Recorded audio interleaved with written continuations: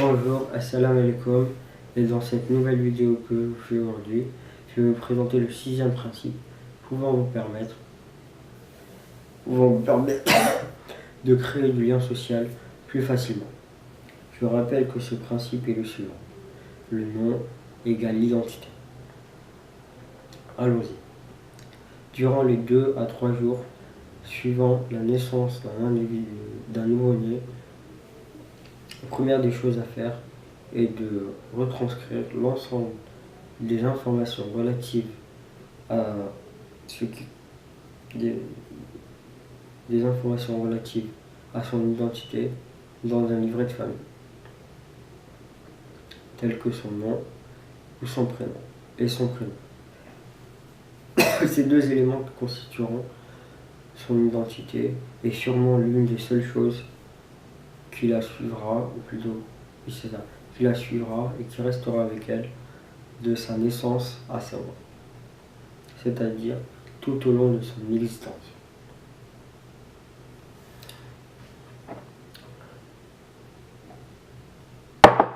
Demander, obtenir, puis retenir les prénoms des différents individus que l'on est amené, ou plutôt que l'on sera amené à fréquenter de manière plus ou moins régulière, s'avère être un moyen simple mais néanmoins très efficace de pouvoir créer du lien social plus facilement et plus aisément, ça veut dire la même chose, et de pouvoir améliorer nos relations sociales de manière globale. Et l'inverse peut concourir à se voir dégrader nos relations avec les autres. Cela me rappelle une anecdote que j'ai vécue issue de ma propre existence, que j'ai vécue lorsque j'étais plus jeune au lycée.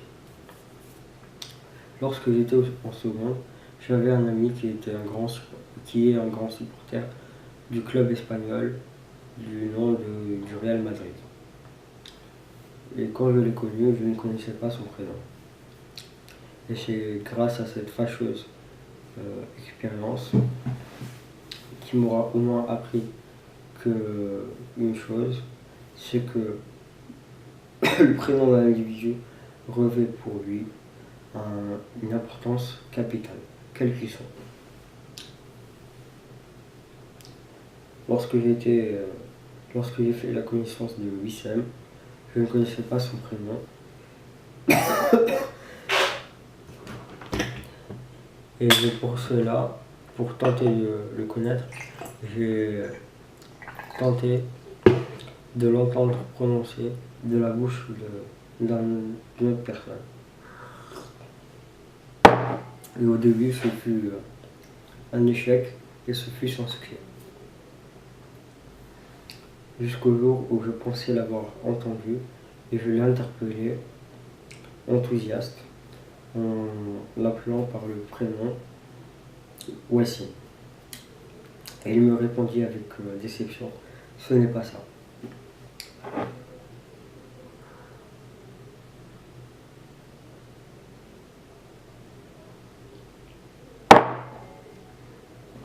Si l'on prend l'exemple maintenant des hommes politiques et des empereurs tels que Napoléon III et Napoléon Ier, ils avaient en commun de bénéficier, plutôt d'avoir connu de grands exploits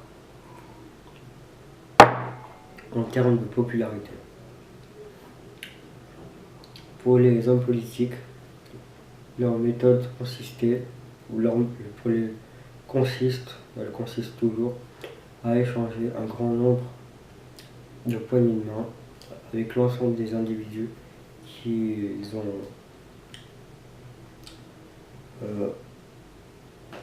croisent leur route. Et pour les empereurs, leur méthode est très efficace, consistait tout simplement à s'efforcer de retenir les différents prénoms des individus ayant le privilège de faire leur connaissance.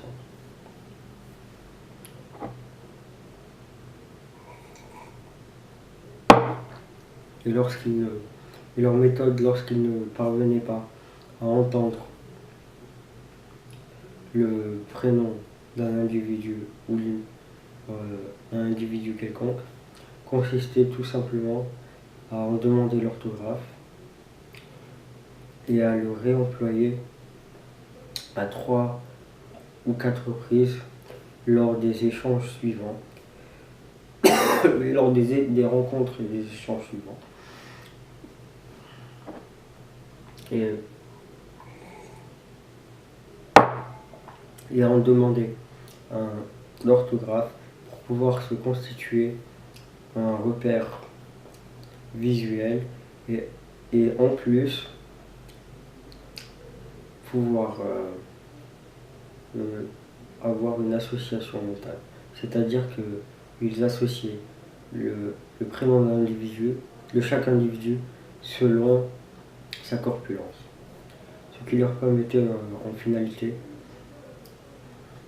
de se constituer un repère à la fois visuel et auditif.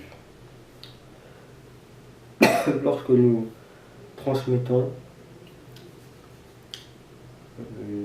des informations ou nous formulons une requête envers un individu en s'adressant à lui par son prénom, cette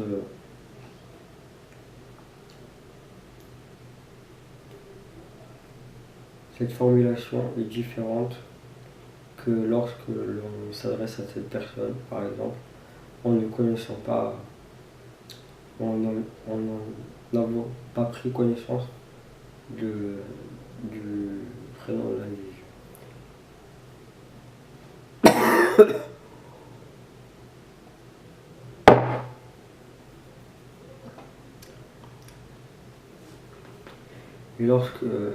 Et en fait, un moyen qui ne permet pas de créer du lien social consiste tout simplement à s'adresser à une personne quelconque sans avoir pris connaissance de son prénom. Ce qui mène bien souvent à s'adresser à cet individu ou à cette personne de manière impersonnelle